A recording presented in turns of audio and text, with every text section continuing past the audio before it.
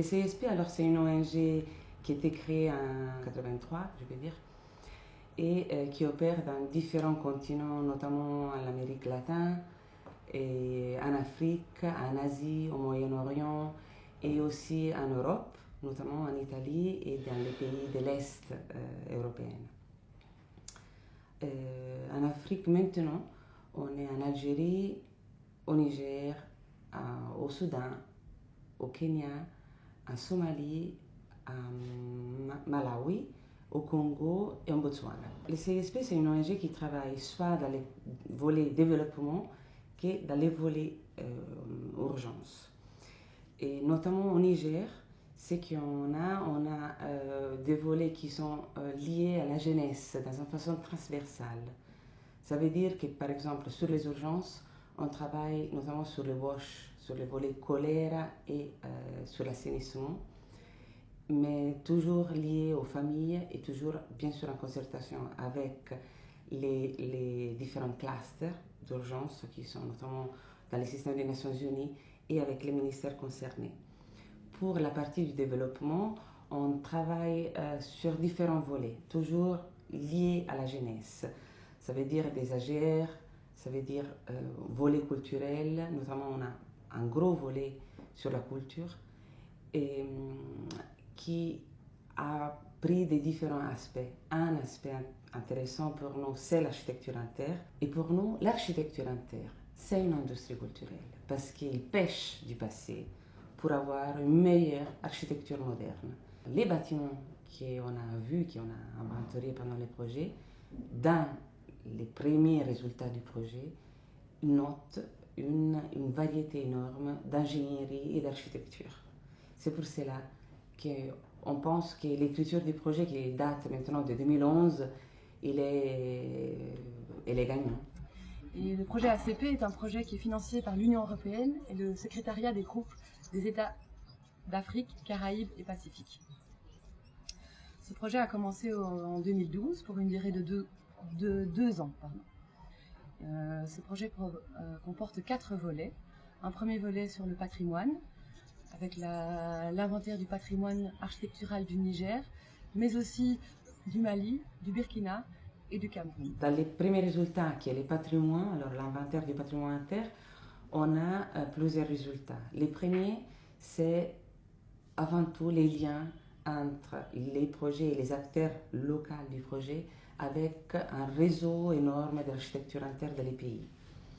Deuxième, c'est la base de données complète avec l'inventarisation de ce qu'ils ont pu faire pendant les projets. Le troisième résultat, et pour nous peut-être de plus grande visibilité, c'est un livre, la monographie de l'architecture interne au Niger, avec 2 chapitres différents, les passés, ce qui existe, même très anciens, même aussi très récents, et les futurs, ça veut dire les réalisations que le projet il a pu faire pendant les dernières 2 ans, toujours en lien avec les acteurs locaux. Le deuxième volet, c'est la construction du pavillon de l'architecture en terre au Musée national Boubou-Hama à Niamey. Pour construire ce pavillon, nous avons organisé un concours international d'idées pour lequel plus de 30 nationalités différentes ont participé. Un jury regroupant 13 personnes issues des ministères, mais aussi les partenaires et du CISP pour élire l'idée qui va être construite. Ce chantier, en fait, est le résultat d'un concours d'abord d'architecture qui a été lancé par le CISP. La réalisation que vous voyez ici, c'est le projet du lauréat. Bon, il a bien sûr subi quelques modifications et quelques adaptations à la réalité et du terrain et du site naturel. Donc, comme vous le voyez, il est réalisé en briques de terre compressée, notamment de la latérite. Le troisième volet du projet est un volet chantier-école et construction de prototypes en terre. Pour cela, nous avons construit 2 prototypes d'habitat au niveau du Musée national Boubou-Hama. Un premier prototype en banco, c'est-à-dire un prototype pour lequel il y a une pièce au rez-de-chaussée avec un rangement et une salle de bain. Et à l'étage, une pièce que nous appelons la pièce moustiquaire. Cette pièce est largement ventilée. Le deuxième prototype est un prototype en BTC, en grille de terre stabilisée, compressée. On utilise pour ça une presse, qui nous fait des briques qui ont toutes la même taille. En vue d'utiliser cette technique, notre partenaire du Mali, Mahamadou Wadidier, directeur de l'association Bâtisseurs sans frontières, également ingénieur, est venu faire une formation pour montrer comment utiliser bien ces briques-là. Ces briques-là peuvent être utilisées comme des parpaings de ciment. Il faut juste soigner le positionnement et le joint. Si on soigne bien le joint, on peut éviter d'utiliser de l'enduit, ce qui permet une grosse économie d'énergie et une économie de matériaux et donc une économie de coûts. Dans le cadre de ce projet, nous avons choisi de faire ça avec un chantier école. C'est-à-dire que tout au long de la construction du bâtiment, des apprentis étaient présents. Ces apprentis n'étaient pas là en tant que simples observateurs. Ils ont vraiment mis la main à la pâte pour pouvoir comprendre et utiliser les techniques. Nous sommes venus donc apprendre un peu ce qui se passe, la construction avec la terre. Et donc ceci nous a donné vraiment beaucoup d'ambition et beaucoup de courage à utiliser la terre pour nos constructions. Et ça cadre encore avec la formation que nous donnions avec, aux élèves. Donc c'est un plus pour nous et ça serait encore un plus pour eux aussi. Et nous sommes vraiment satisfaits de ce que nous avons appris. J'avais rencontré le CISP via une formation qui s'est tenue en 2012 au niveau de Carrefour Jeunesse à Harobanda. Donc la formation c'était juste sur les enduits de femmes de Ayoru. On a eu à passer un mois avec eux. Donc c'était le bureau Univers Consul qui m'avait amené au niveau de cette formation. Donc une fois après avoir fait cette formation-là, je me suis encore retrouvé à nouveau pour la formation en construction sans bois et le BTC au niveau du musée Boubou Hamma.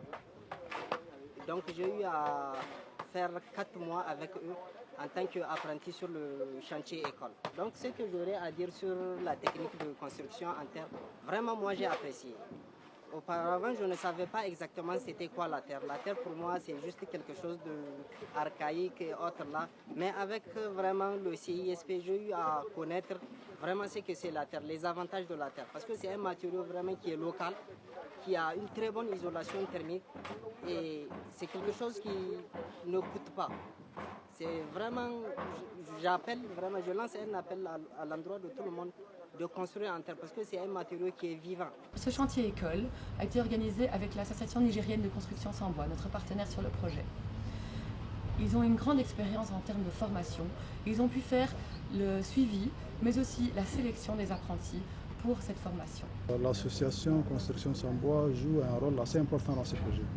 Non seulement nous participons à la construction des prototypes en terre, nous faisons également de la formation des techniciens techniques de construction sans bois. Et nous avons également contribué au catalogage du patrimoine architectural en terre sur l'ensemble du territoire du Niger. Et nous entendons également, lors du colloque, faire vraiment des conférences sur le thème construction en terre, promotion de la construction en terre écologique et sensibilisation des populations et de tous ceux qui sont intéressés sur les avantages de la construction sans bois. Les avantages, c'est que, la terre, on la trouve partout au Niger. Dans tous les coins du Niger, on peut trouver de la terre. Ça, c'est un avantage net. Elle est économique parce qu'on le trouve sur place.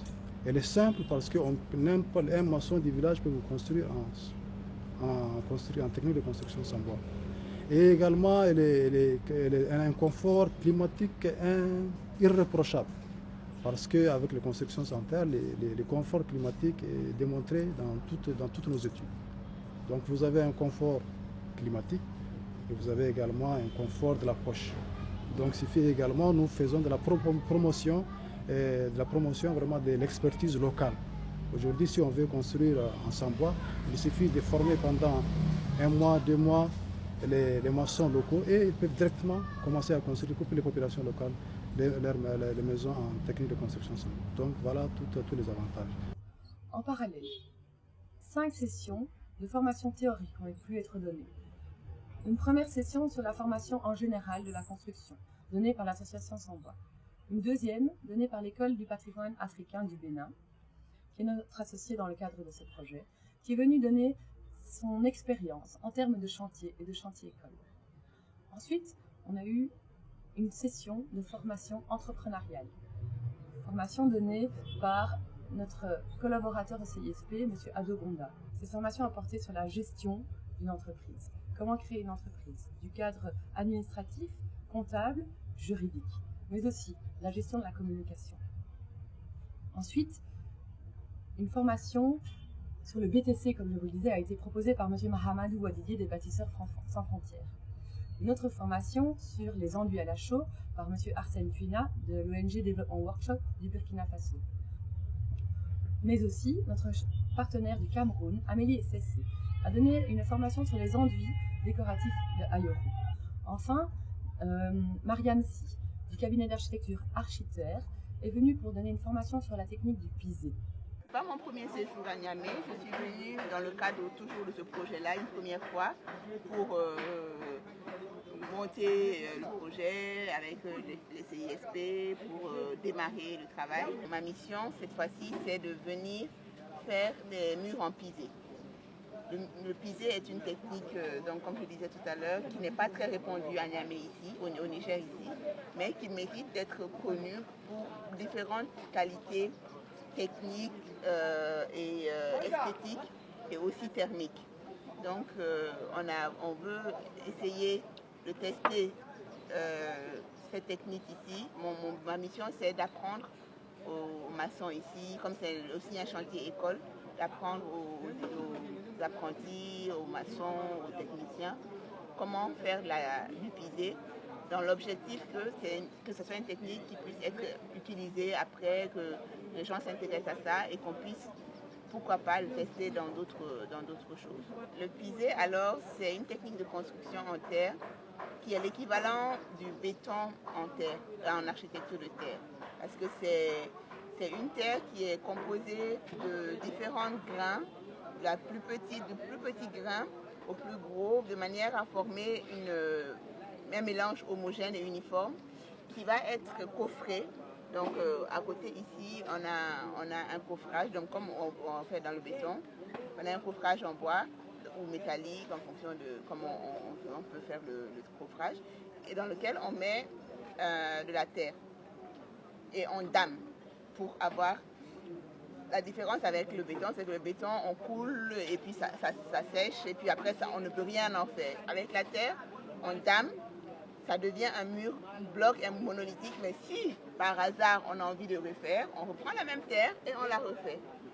Mais ça reste un mur très solide, très stable et très efficace et très esthétique. Okay, aujourd'hui, on est à notre troisième stade de la formation. Avec notre formatrice, on a beaucoup appris à propos du pisé, la technique du pisé. Maintenant, on est en pratique. On a appris comment les différents constituants à mélanger pour réaliser le pisé. Un troisième prototype est prévu dans ce troisième volet. Un prototype mixte qui utilise des techniques de pisé, de torchis, de BTC et de banco, qui a été conçu par notre partenaire Mariam Si. Ce prototype en pisé est au stade de projet actuellement et sera présenté lors de notre colloque international. Tous les projets seront inaugurés lors de ce colloque international. Le premier prototype a été conçu par l'Association nigérienne de construction sans bois et l'architecte Ali Suleiman. Le deuxième prototype a été conçu par l'architecte Omar Bembelo du cabinet Adobe. Tous sont partenaires du projet. Donc le cabinet Adobe est un cabinet d'architecture au niveau duquel moi je collabore. Le fondateur donc c'est Bembelo Omar. Le cabinet Adobe a été créé en 1993 et comme tous les cabinets d'architecture donc s'occupe de projets, de conception, de plans, de suivi de chantier. Et sa spécialité aussi surtout c'est tout ce qui est matériaux locaux, notamment les constructions, les réalisations en terre stabilisée, en terre crue. En fait, je représente le cabinet Adobe qui fait le suivi du chantier. Parce qu'il y a une entreprise qui réalise des travaux et le cabinet Adobe est là pour surveiller la réalisation des travaux. Le quatrième volet du projet est un volet communication, promotion, diffusion. Tout au long du projet, nous avons organisé des conférences, 2 tous les 3 mois, sur des thèmes variés, toujours à propos de l'architecture en terre, avec des conférenciers connus du Niger et internationaux. Ils ont donné leur avis et leur expérience et leurs techniques sur les techniques d'architecture en terre, notamment par exemple sur les changements climatiques, notamment par exemple sur le patrimoine, ou encore sur des bâtiments modernes construits en terre, ou des bâtiments plus anciens construits en terre. Pour clôturer ce projet, nous avons choisi d'organiser au mois de mai la semaine de l'architecture en terre à Niamey. Cet événement est le premier en son genre, organisé au Niger. Nous avons choisi de l'organiser avec le CCFN, qui est coproducteur de l'événement, et qui propose de donner ses locaux et son expérience dans le cadre de ce genre d'événement pour l'organisation de la semaine de l'architecture en terre. Bon, l'objectif, c'est déjà ouvrir une brèche, notamment vers les intéressés, les gens intéressés, professionnels, non professionnels, mais toujours liés à l'architecture en terre. Montrer ce que le projet il a fait et créer un moment de discussion, ces 3 jours, des conférences, d'échanges, des ateliers, des découvertes de l'architecture en terre. Et il y a des conférenciers qui viennent de plusieurs pays et notamment beaucoup aussi de la sous-région, parce que le Niger, ce n'est pas le seul qui travaille avec l'architecture en terre, notamment parce qu'on a les mêmes typologies de climat et les mêmes ressources naturelles liées au banco et à la latérite, c'est les matières premières. Mais pas seulement ça, on a aussi un lien avec l'architecture future, parce qu'on voudrait cibler que les écoles soient en terre, et pas des boîtes en sardines où on crève des chaud. Dans cela, les colloques de l'architecture en terre au Niger, ils valaient beaucoup d'intérêts différents. Mais c'est ça l'architecture. L'architecture, on ne peut pas la renfermer quoi que ce soit. En effet, le colloque international que nous organisons sur l'architecture en terre est le couronnement du projet même dénommé l'architecture en terre, une industrie culturelle en développement. Et ce colloque international interviendra, Inch'Allah, du 12 au 16 mai. Et nous avons invité en tout cas des experts divers pays, divers horizons, pour venir enrichir notre expérience, de leur savoir-faire, de leur expérience tout le long, en tout cas de leur travail qu'ils ont mené dans leur pays. En plus des conférences et débats organisés pendant toute la semaine, nous aurons plusieurs expositions. La première exposition sur l'architecte Francis Kéré, au niveau du CCFN. Une autre exposition sur le patrimoine architectural de la sous-région, du Sahel, du Cameroun, du Niger, du Burkina Faso et du Mali.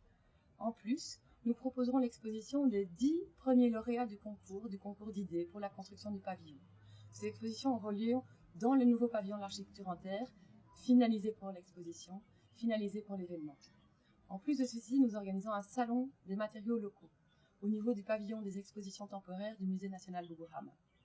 Enfin, le dernier jour, nous proposons des visites des bâtiments.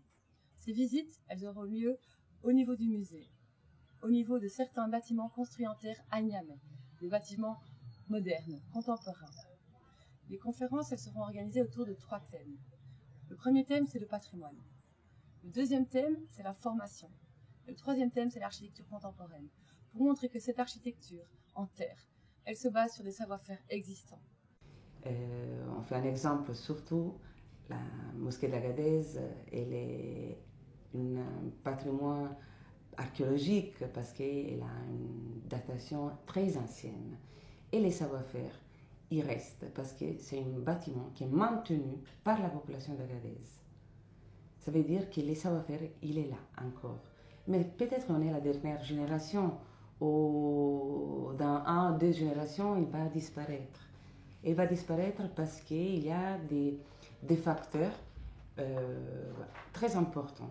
Par exemple, parmi les autres, c'est le facteur éducatif. Les ingénieurs, les architectes, mais aussi les techniciens liés à l'architecture, ils sont éduqués dans une école qui, on peut dire, plus européenne, avec des matières comme la science de construction, où on a des calculs d'ingénierie qui sont liés au ciment, au béton armé par exemple. Et il n'y a rien à faire avec la terre. c'est une autre typologie de résistance, de thermicité, d'élasticité des matériaux. Finalement, en parallèle, on organise des ateliers découvertes. Nous vous proposons de venir visiter nos bâtiments, de découvrir le patrimoine et l'architecture en terre. C'est-à-dire, on fera des tests pour vous montrer comment choisir un bon banco, comment savoir que l'architecture en terre est adaptée, et on vous prouvera lors de ces ateliers que l'architecture est la réponse adaptée à une construction bioclimatique, adaptée et moderne. On a un appui énorme au niveau des ministères, les ministères de tutelle, notamment le ministère de la Culture, mais bien sûr, il s'agit d'architecture. On a 3 différentes directions du ministère de l'Urbanisme et des Logements qui font partie de nos comités de suivi depuis le début du projet. Maintenant, avec les comités de suivi, par contre, du colloque, on a jusqu'à 7 ministères, mais toujours avec un chapeau intéressant et toujours engagé de la municipalité de la ville de Niamey, vu que le projet il est à Niamey. Le projet industrie culturelle en développement, l'architecture en terre, qui est un aspect important du patrimoine culturel national. Et à ce titre, le ministère en charge de la culture ne peut que soutenir cette initiative porteuse et qui vise à promouvoir l'architecture en terre au Niger. Ce qui concerne donc notre participation, ce n'est qu'une collaboration, une parfaite collaboration avec le CSP et le ministère dans le cadre de la mise en œuvre de ce projet. Et dès la conception, aujourd'hui nous sommes dans la mise en œuvre et nous sommes en parfaite synergie, collaboration avec donc, non seulement le CSP, mais également toutes les parties prenantes à ce projet. Puisqu'on parle de l'architecture en terre, donc la construction sur la base donc, comme matériau la terre, ça ne peut que nous intéresser en tant qu'élément de notre identité, de notre patrimoine national. Donc, en ce sens, nous pouvons que soutenir, comme je l'ai dit, et accompagner cette initiative pour que non seulement que cet aspect du patrimoine soit préservé, mais aussi soit valorisé et connu par l'ensemble des Nigériens et notamment les jeunes générations pour la prospérité. C'est un plus pour le musée, c'est un plus pour la visibilité et l'architecture de terre. Quand même, nous vivons depuis des millénaires, si je peux le dire, dedans, mais l'architecture de terre n'est rentrée officiellement au musée que maintenant. Donc, c'est déjà important. Et le musée étant une vitrine culturelle qui est très fréquentée par la population nigérienne et aussi les visiteurs étrangers. Et cela fera certainement une publicité pour ce genre d'architecture, parce que l'objectif, c'est que cela soit répandu dans tout le pays, que la population s'approprie ce genre de construction. En ce qui concerne le pavillon, donc la partie supérieure, si je peux l'appeler, sera utilisée pour des expositions. Une exposition qui est déjà là, qu'on va réaménager pour la mettre dans le pavillon. Pour l'autre partie qui est plus basse, elle sera utilisée plutôt comme un centre de réflexion. J'avais pensé un moment qu'il était important de voir comment faire revivre le cinéma d'un temps du Niger aux Nigériens. Oui, l'apport spécifique de la ville de Niamey, c'est d'abord que dès que le CISP nous a en tout cas saisi, nous n'avons pas manqué de dire que c'est un projet qui mérite d'être soutenu. Et la ville de Niamey, en tout cas a accepté, dans le cadre de ce projet-là, en partenariat avec le CSP, de construire un prototype de salle polyvalente. Bon, ce projet n'a pas encore abouti, en tout cas, mais c'est assez avancé. Et nous avons également assisté à l'ensemble des travaux du comité de pilotage, dont d'ailleurs je suis le président. Et nous avons mobilisé, en tout cas, chaque fois qu'il y a des besoins, en tout cas, des services de la ville de Niamey pour appuyer le projet, surtout dans le cadre de la construction des prototypes au niveau du musée Bouba Hamma. Et avec Adam Abdou, on peut dire qu'on partage un même rêve. On peut dire un rêve romantique d'une urbanisation qui est proche aux gens, proche à la population. Vivre mieux, vivre digne, pour vivre ensemble.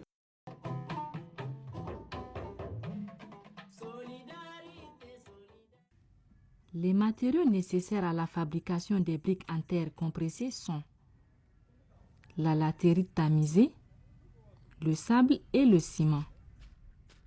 Le premier critère pour obtenir des briques en terre compressée BTC de qualité, c'est avant tout la provenance des matériaux. Le fabricant doit s'assurer que la latérite et le sable proviennent des carrières, qu'ils sont de qualité et exempts d'impuretés, et que le ciment est de bonne qualité. Ce dernier doit être stocké à l'ombre et à l'abri des précipitations. Ensuite, on peut passer à la fabrication des briques en BTC. Pour commencer, il faut tamiser la latérite. Le poste de tamisage doit comprendre un lieu de stockage de la latérite tamisée et un autre pour le résidu ou refus. Pour la fabrication des briques en BTC, le tamisage se fait avec un tamis de maille de 5 mm. Puis le gâchage. À ce niveau, il est important de savoir que le mélange latérite plus ciment est fonction de la qualité des briques recherchées. Ainsi, pour la maçonnerie en élévation, la proportion est de 8% de ciment pour 92% de latérite. Avant de se lancer dans la fabrication, il est important de faire quelques essais préalables afin de déterminer la qualité d'eau nécessaire au mélange pour obtenir une bonne brique. Cette quantité dépend de la qualité de la latérite. Enfin, le séchage et le stockage. Après moulage au moyen d'une presse, avec des dimensions de 14 x 9 x 29,5 cm, les briques sont stockées à l'ombre sous un hangar de séchage ou couvertes afin de maintenir l'endroit humide pour permettre une bonne hydratation du liant pendant 21 jours. Les briques doivent être arrosées 2 fois par jour pendant 48 heures après le démoulage. Aussi, elles ne peuvent être empilées qu'à partir du 3e jour.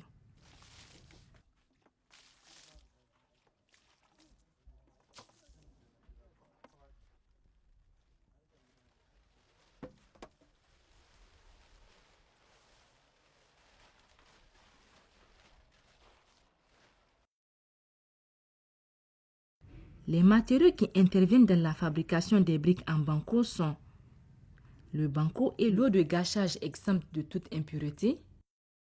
Le banco doit prévenir des carrières et être de qualité. Avant de se lancer dans la fabrication des briques et briquettes en banco, il faut effectuer des tests.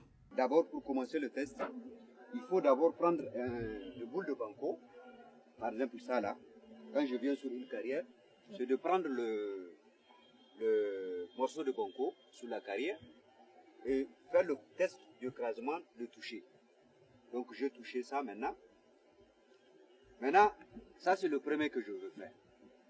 Maintenant, quand je touche ça, je finis de le toucher, je dépose. Encore, il y a une deuxième test qu'il faut faire. Ça c'est le test du banco aussi humide, de toucher humide. Donc je prends le boule de banco, je le malaxe un peu, je le touche pour voir quel état il a. Si c'est trop sablonné ou si c'est trop collant. En touchant le banco, je veux le savoir avec mes mains parce que c'est physique. Donc, je finis ça, je retiens ce que je je puis trouver sous les bancos. Je fais 2. Ok? Maintenant, je continue. Maintenant, je finis le test de toucher à sec et de toucher humide. Maintenant, je veux prendre mon banco pour essayer de voir le test aussi de quantité d'eau qu'il me faut pour mon banco. Donc c'est ça, je veux faire une boule. Je vais former une boule de banco, une sorte de boule.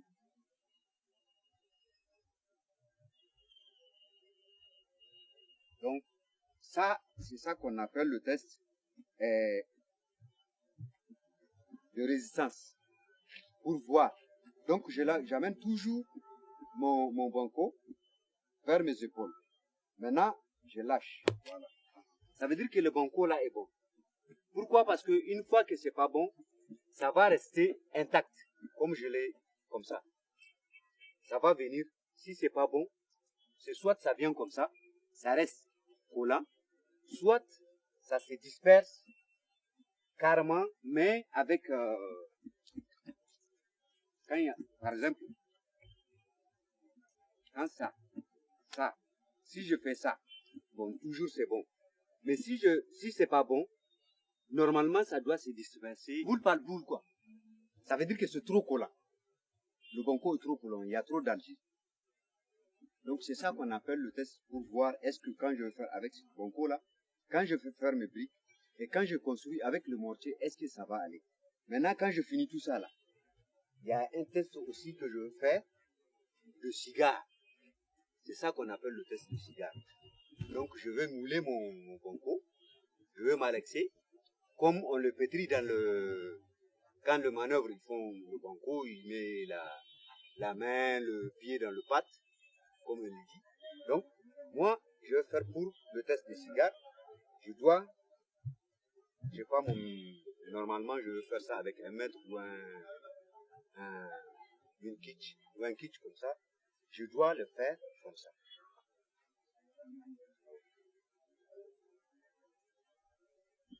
Malheureusement, ça c'est trop. Vous voyez? Donc, maintenant, le bout là qui est tombé, c'est le bout là que je vais mesurer. Le bout qui est tombé là, celui-là ne m'intéresse pas. Mais celui-là, il y a un poids. Hein? C'est pour voir quelle résistance il a. Donc, c'est ça maintenant, je vais mesurer. Ce bout là qui est tombé. Je vais le mesurer pour voir combien de centimètres ça va me donner. Je mesure jusqu'à 15 cm et 5 cm à 15 cm. Si ça dépasse le 15 cm, ça veut dire que mon banco ne marche pas, ne peut pas travailler, ne peut pas me faire le travail. De 5 à 15, le banco, elle est bonne. Donc j'ai mon banco qui est très bon.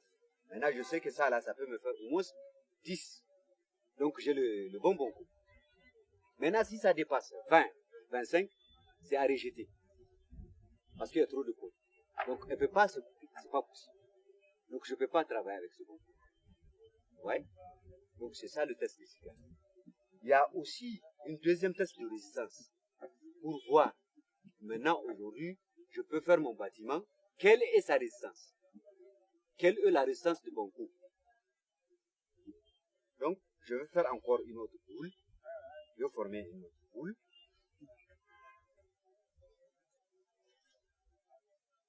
Hein? Maintenant, je formais mon bout. Maintenant, je prends un piquet, un barre de fer de 10. Je le coupe à 50 cm. Donc, ce barre de fer, celui que je dois poser lentement, moi je lâche ma main et celui qui va essayer de rentrer. Si le banco est trop adulé ou elle est trop sablonneux, il rentre facilement. Mais si elle n'est pas alginée, si elle est bonne,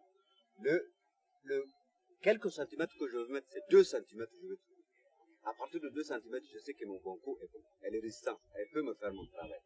Donc vous voyez, c'est le même test que j'ai fait, mais je reçus, parce que vous voyez, voilà ce que j'ai fait. Si c'est un banco qui n'est pas bon, ça peut rentrer jusqu'au fond. Si c'est un banco sablonné, ça peut rentrer jusqu'au fond. Si c'est un banco qui contient beaucoup d'eau aussi, ça peut rentrer jusqu'au bout. Mais ce banco-là, comme je fais tous les tests, ça m'a bien donné le truc. Vous voyez, ça dépasse pas ce qu'elle a donné, ça dépasse pas 2 cm. Donc ça veut dire que mon test est bon. Le dernier test qui reste, c'est le test de résistance. On prend 3 briques.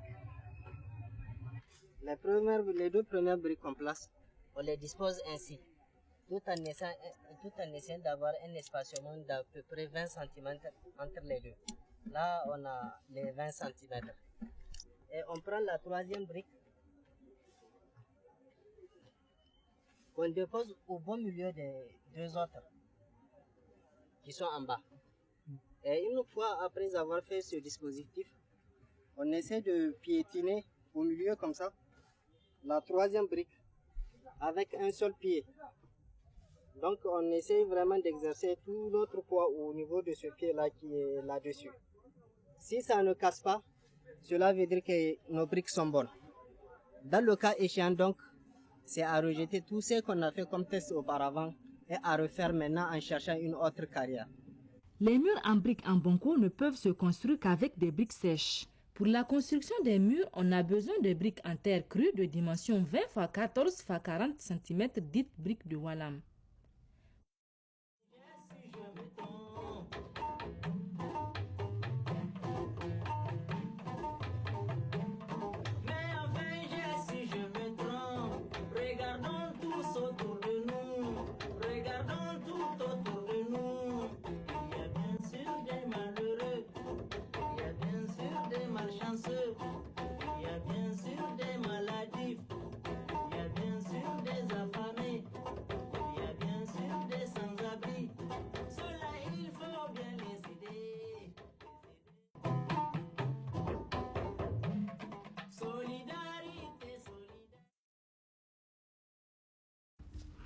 Avec la construction en terre crue ou banco, la construction en briques de terre stabilisées et compressées, communément appelée briques en BTC, est l'une des techniques les plus appropriées au climat et à l'environnement du Niger et du Sahel en général.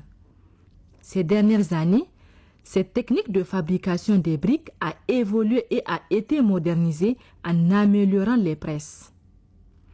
La construction en briques de terre stabilisées et compressées se fait en 5 étapes. 1. La préparation des briques. Il s'agit pour le maçon tout d'abord de s'assurer que les briques ont fini leur temps de cure. Ensuite, il procède au tri pour écarter les briques non conformes du point de vue de la taille et celles qui sont cassées. Puis, il nettoie correctement les briques sélectionnées et les arrose. La seconde étape de la mise en œuvre des briques en terre compressée est la préparation du mortier. Le mortier est la pâte en terre qui sert de joint aux briques. Le mortier de pose doit être de consistance suffisamment plastique pour remplir facilement les joints. Il est dosé avec les mêmes dosages que les briques. Un mélange de ciment, de la latérite tamisée et de sable. Le mortier de pose doit être aussitôt utilisé après sa confection et ne peut être réutilisé le lendemain.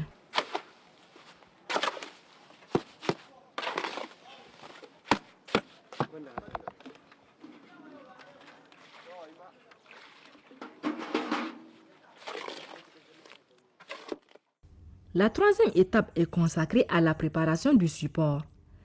Le maçon nettoie proprement la surface d'assise et les arrose légèrement avant la mise en place du mortier.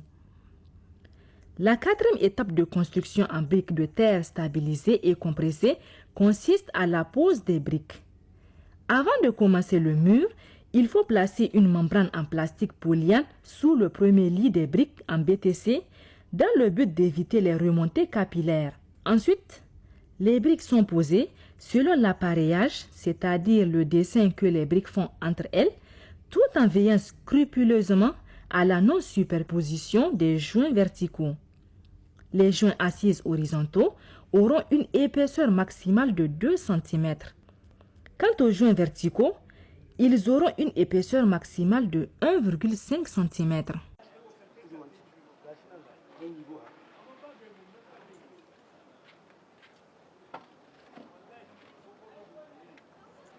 Pour respecter l'aplomb vertical et horizontal, le maçon se sert de 4 cordes bien tendues et fixées aux briques préalablement posées aux extrémités du mur. 2 de ces cordes relient ces briques entre elles en passant par leur surface horizontale, ce qui permet au maçon de veiller au respect strict de l'épaisseur du joint. Les autres cordes sont placées de part et d'autre des côtés verticaux des briques posées aux extrémités. Également bien tendues, ces cordes permettent au maçon de veiller à la verticalité de la rangée par rapport au reste du mur. En plus, le maçon est muni d'un niveau et d'une règle pour vérifier fréquemment l'horizontalité des briques.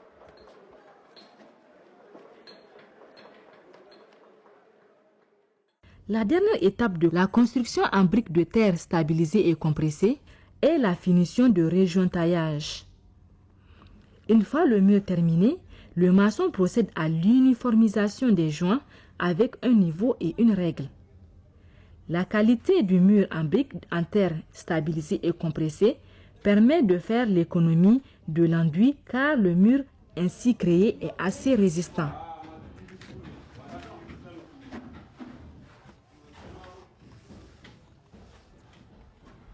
Cependant, si le maître d'ouvrage le désire, un enduit ou peinture peut être appliqué.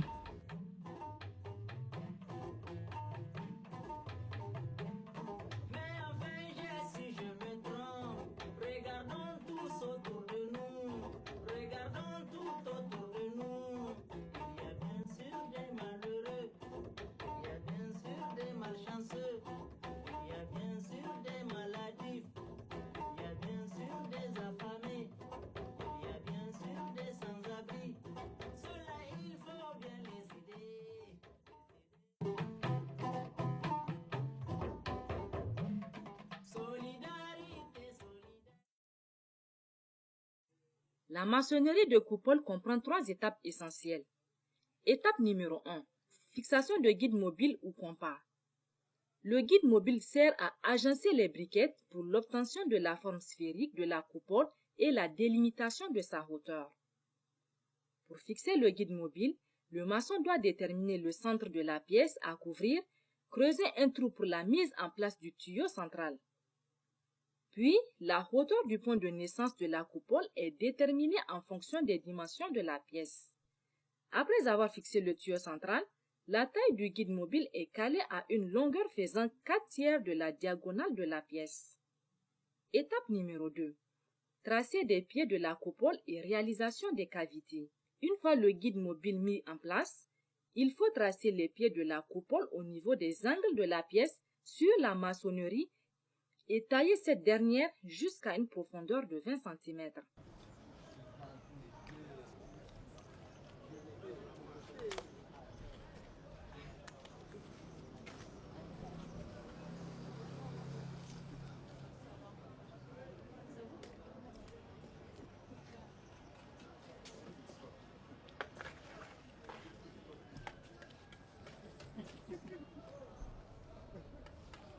C'est pour ça qu'ils ont creusé les pendentifs là pour mettre. À partir de ça maintenant, vous avez les mêmes points. Étape numéro 3. Maçonnerie de la coupole. La maçonnerie de la coupole se fait avec des briquettes de taille de 20 cm x 15 x 6 qui sont maçonnées sur leur surface dorsale avec du mortier bien pétri. Celui-ci ne doit pas contenir des granules.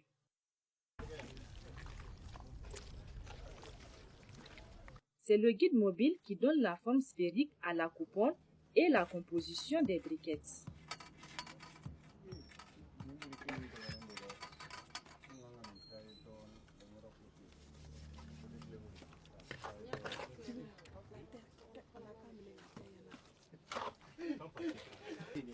Voilà, quand ça touche comme ça, c'est bon.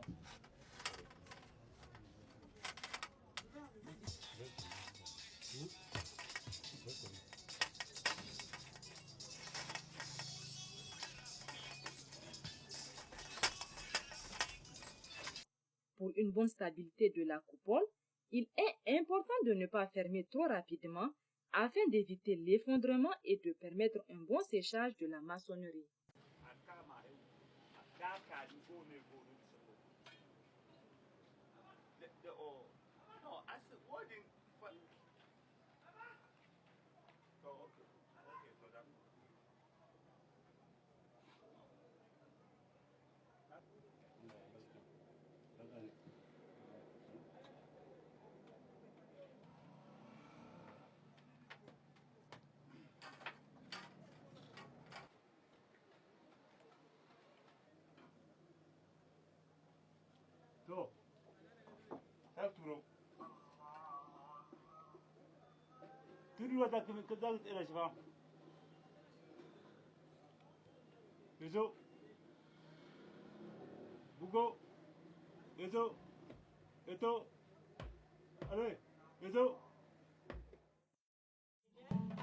Camarades, soyons solidaires.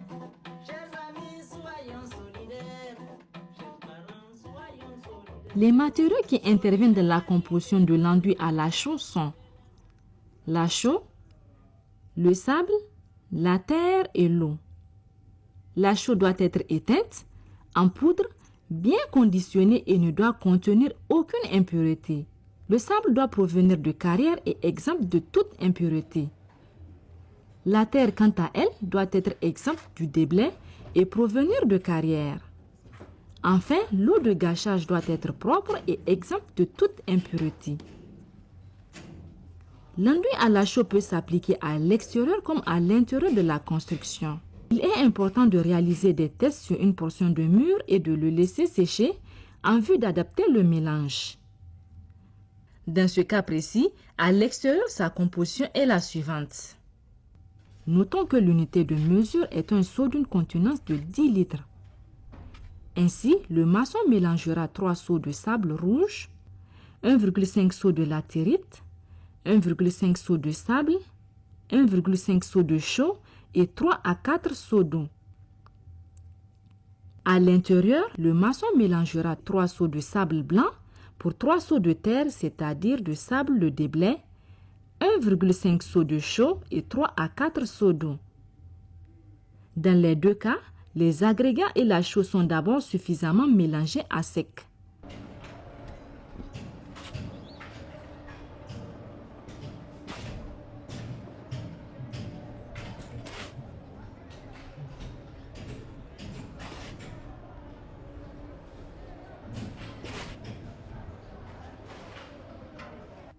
Ensuite, le maçon rajoute l'eau, malaxe le tout jusqu'à l'obtention d'un mortier homogène et plastique. La confection du mortier doit se faire dans un endroit clos et frais.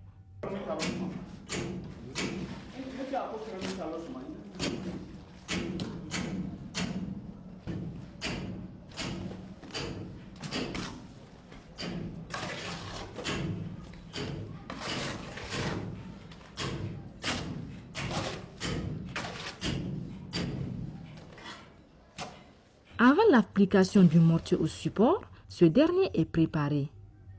Cela consiste à le débarrasser de toute impureté, notamment les plastiques et autres végétaux.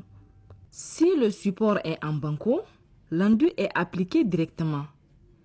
Et si le support est en BTC, une couche d'accrochage doit être réalisée au préalable. Ensuite, le support est arrosé au moins pendant 4 jours, 2 fois par jour. En vue de mieux conserver l'humidité, la surface arrosée peut être couverte de séco après chaque arrosage. Une fois le support et le mortier prêts à l'emploi, le maçon applique et serre le mortier tout en le lissant au final au moyen d'une truelle ne dépassant pas 1 cm d'épaisseur et une éponge dont il se sert pour de temps en temps asperger le mortier déjà appliqué.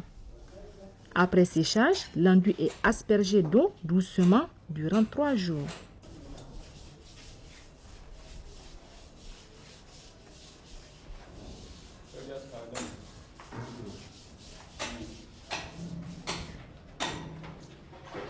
Le mélange peut être conservé de jour en jour à condition de les garder immergés dans l'eau et protégés.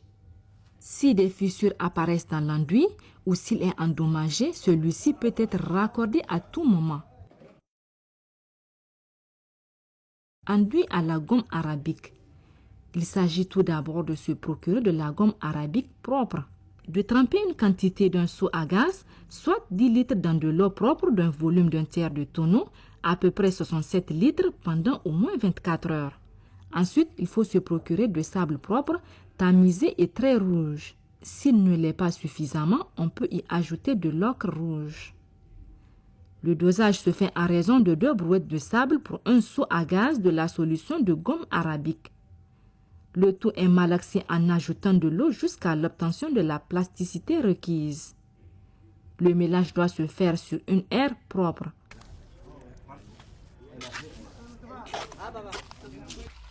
Enfin, l'application de l'enduit. Le support doit être débarrassé de toute impureté et aspergé d'eau avant de commencer à appliquer le mortier. Une fois le mortier appliqué et serré, il faut bien talocher le support et finalement lisser avec la truelle. La solution de la gomme arabique peut être conservée de jour en jour. Cependant, le mélange réalisé doit être utilisé dans la journée. Si l'enduit est endommagé, celui-ci peut être raccordé facilement à tout moment à condition de respecter un mélange de couleurs identiques.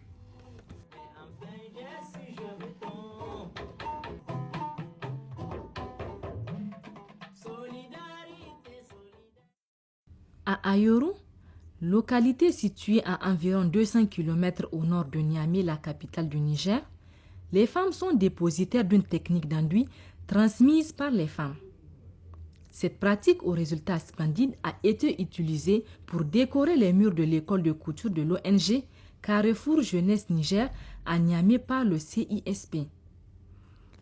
Les matériaux qui interviennent dans la composition des enduits d'Ayoru sont le banco, la paille de riz, le son de riz, la cendre tamisée, l'eau de gâchage exempte de toute impureté, de la gomme arabique, de la farine de blé, du calcaire à l'état naturel et du colorant naturel. Une fois tous ces matériaux rassemblés, le banco est pétri avec de l'eau et de la paille de riz et laissé en putréfaction pendant au moins 5 jours.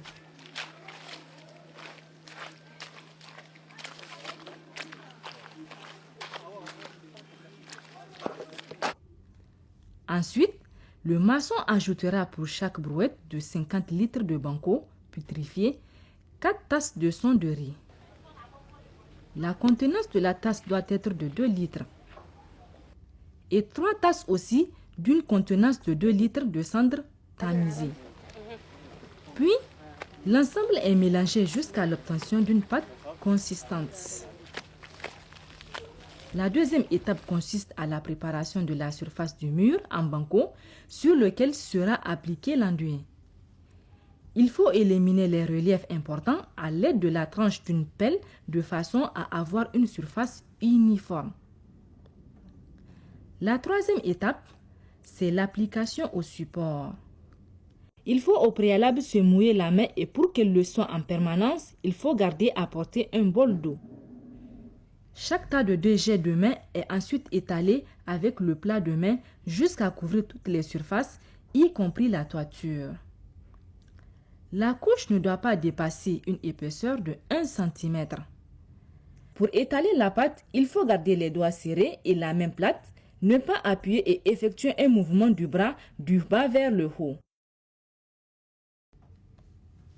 Une deuxième couche est appliquée le lendemain. Cette fois, la pâte doit être plus fluide.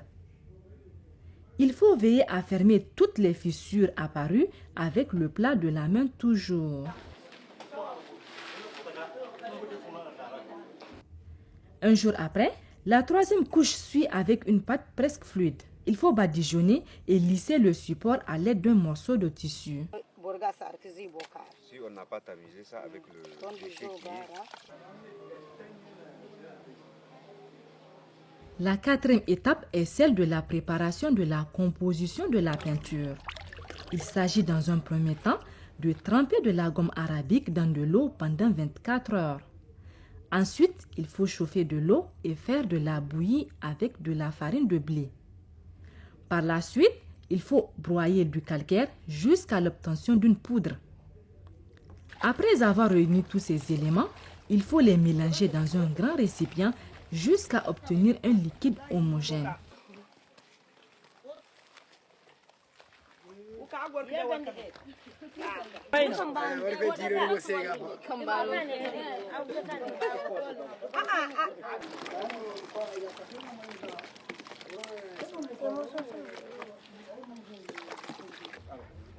La cinquième étape est l'application de la peinture au support. Il suffit à l'aide d'un morceau de tissu ou de rouleau de peinture de badigeonner tout le support à la manière de la peinture.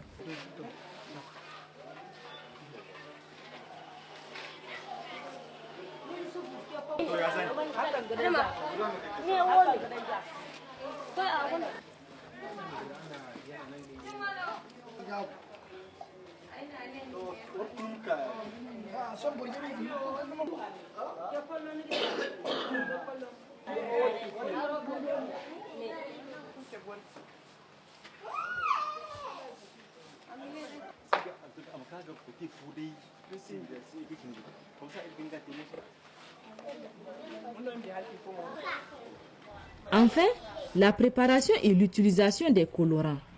Le colorant est mélangé avec l'eau et utilisé pour faire des dessins ou des motifs à la guise de l'utilisateur avec un pinceau ou un bout d'éponge ou une tige de mil. Les femmes d'Ayoru gardent le secret de la fabrication de la peinture finale.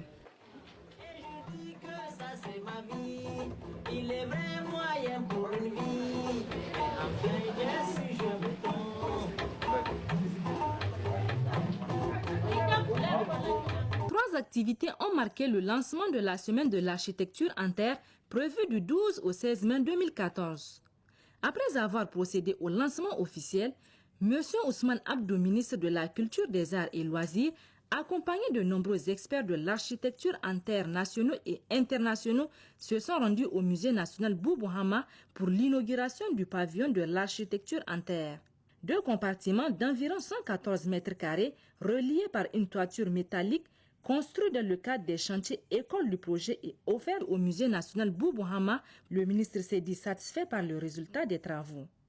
C'est le lieu d'exprimer notre satisfaction après avoir visité le pavillon d'exposition au niveau du Musée national. L'architecture en terre, comme vous le savez, le slogan qui entoure ce projet, c'est « Pas de futur sans culture ». Alors, il s'agit vraiment de promouvoir cette architecture-là et de la valoriser. Il offre beaucoup d'avantages parce qu'il a cette particularité d'allier à la fois l'économie, l'écologie et bien évidemment la culture. Le clou de la soirée a été le lancement de l'exposition photo au CCFN Jean Rouch. On a tenu à présenter des photographies du travail de Francis Diébédo-Kéré, qui est quand même un pionnier dans le domaine de la construction en terre. Il a construit une école en utilisant les matériaux disponibles sur place dans le village, c'est-à-dire la terre, les fers à béton, la tôle ondulée, donc pas de transport de matériaux, une signature carbone pour le chantier qui est très faible, et puis également le savoir-faire des gens dans les constructions traditionnelles dans le village. Sur le plan esthétique, c'est une réussite totale.